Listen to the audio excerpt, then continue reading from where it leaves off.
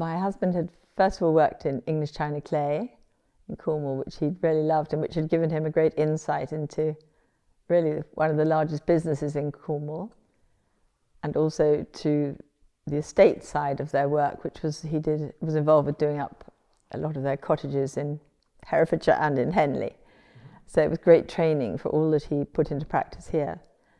And then he went to Sotheby's, and he'd always wanted to start his own business, and so he got into antiques, but then into the making of furniture.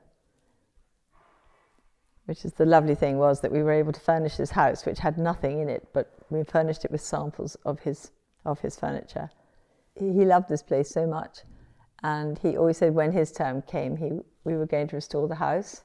And my first memory was driving up to the entrance, the gate up there, and on a windy November night, and he shone the lights of the car on the windows. And this was a sad-looking house, which had a prop on one side, parts of the corners falling down. And he said, one day we're going to have electricity in there. So it's always great excitement when the lights go on now, even. We spent 12 years restoring the house. It was a big, big project, which is why we started the events. And the house has to work for itself. The actual restoration of the house, which took 12 years, we didn't take any grants. And we really did it by the events. And we had to stop for 8 months to put more money in the bank for the restoration. And it started a tidal wave, really, when we began the project, because people had thought it wasn't possible, the house had gone too far. And we started having it open. And it was like a tidal wave of enthusiasm. People used to come back every year to see the progress.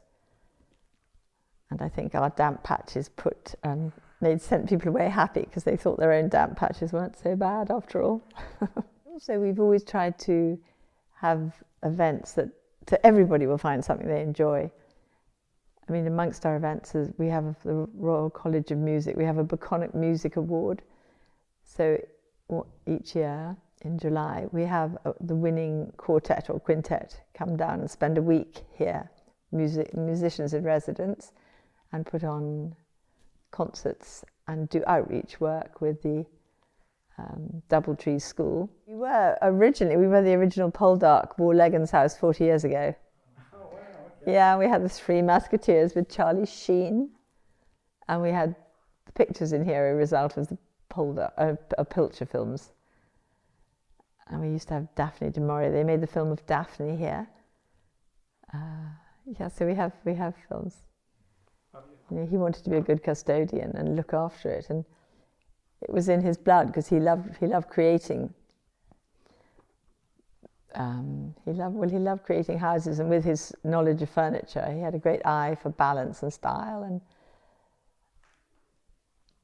and he never found anything. He didn't see anything as a problem, so he just took it as a challenge that we were going to achieve.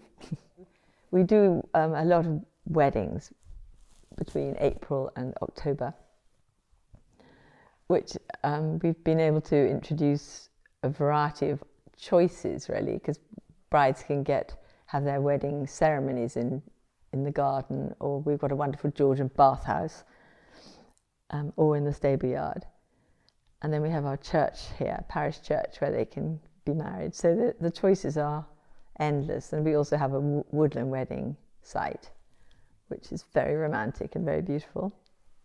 I think that's the exciting thing. People tell you that you should make a sort of 10-year plan, but it's quite difficult to make a 10-year planning, because people want different things. And I think we're at a huge stage of change at the moment.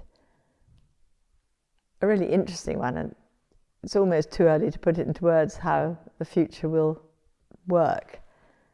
But all I know is it's a really interesting time. There's the regenerative farming, and we've been having conversations here on that subject with various groups, and it's just ahead of us. It's there's so many ideas, and it's to work out how that works for your particular patch of land, really.